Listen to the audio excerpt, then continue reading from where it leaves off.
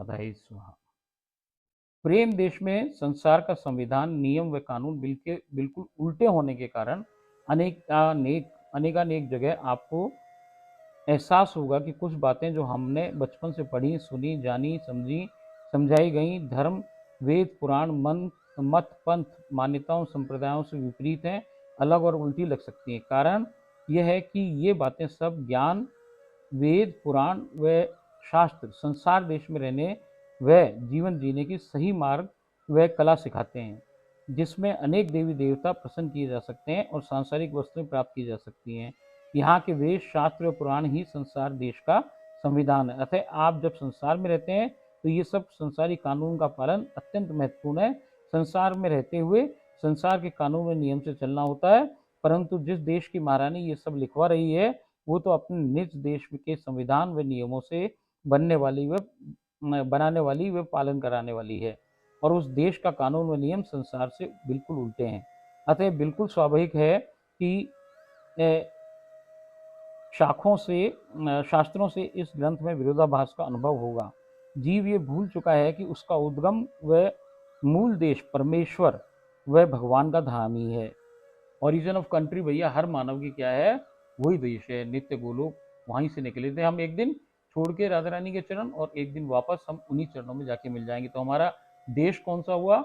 हमारा देश हो गया नित्य गोलोक। मगर हम गलती क्या कर रहे हैं? हम इस संसार को अपना देश सोच रहे हैं, जबकि हम यहाँ पे यात्री बन के आए हुए हैं, और यात्री को वापस एक दिन अपने देश में जाना ही होता है। इसलिए ये बात बिल्कुल ध्यान रख लीजिए कि वहाँ के नियम और वहाँ का देश दूसरा होने के कारण थोड़ा सा आपको भिन्नता नज़र आ सकती है, परंतु ऐसा कुछ भी नहीं है। जैसा मैंने आपको कल बताया, सब सेम ही है, बस बातें कुछ नई हैं। नई होने के कारण, लोग भिन्न होने के कारण कुछ अलग हो सकती हैं। जीव ये भूल चुका है कि उसका उद्गम व मूल देश परमेश्वर भगवान का धाम ही है, जहाँ का वो मूल नागरिक है। संसार तो वो पर्यटन हेतु अस्थायी प्रवास पर कुछ ही समय अवधि के लिए आया है।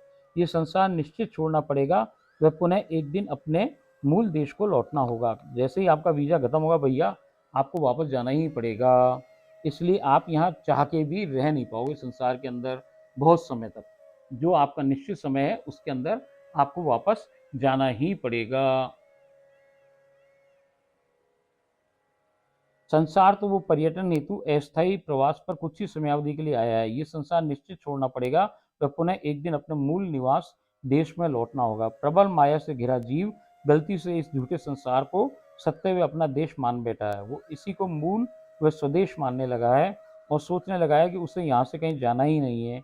सारा परिश्रम व अनमोल मानव जीवन, मकान, दुकान, व्यापार, जमीन जायदाद की वृद्धि, धन संचय, परिवार के दायित्व व समाज में मान प्रतिष्ठा कमाने में ही लगा देता है। और जहाँ परिश्रम व समय की सबसे अधिक आवश्यकता व महत्व होता है, यानी भगवान प्राप्ति हेतु भक्ति के लिए बिल्कुल नगण्य कर देता है। सत्य कड़वा जरूर होता है, परंतु आपको एक बार साहस कर अपने हित हेतु जान लेने पर अनेकानेक बार आपका अहित करने वाले असत्य ज्ञान से बचा लेता है। सत्य की असत्य पर सदा ही विजय होती है। सत्य के प्रकट होते ही असत्य का सदा सदा के लिए नाश हो जाता है। इस कारण सत्य ही नित्य व अमर है और असत्य अनित्य व नश्वर है। इसी कारण भगवान भी परम सत्य हैं और नश्वर संसार भी संसार, और ये जो संसार है यही नश्वर है और असत्य है।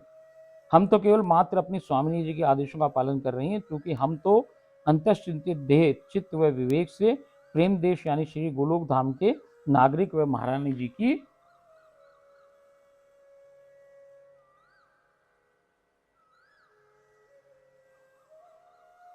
नित्य व निस्सहचरी हैं। हमारी संसारी निष्प्राण देह तो केवल छाया मात्र बनी संसार में डोलती है। हम हैं किसी दूसरे देश के, किसी दूसरे लोक के, और भासते हैं संसार के। हम तो केवल और केवल प्रेम देश यानी श्री गोलोक धाम के नियम व कानून से चलती हैं, और हमारी महारानी के आदेश ही इस देश के कानून है। अतः हमारी महारानी के आदेश हमारे सिर माथे पर चाहे रूठे ये संसारी व संसार।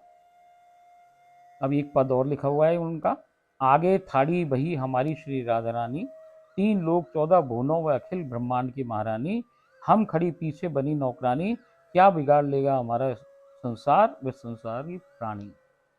देखो भैया, जब सहचरी बन जाते हो आप, तो एक ठसक आ जाती है कि हम हमारी मालकिन भैया सबसे तगड़ी है, उसका ही सब कुछ बनाया हुआ है और हम उसकी नौकरानी हैं।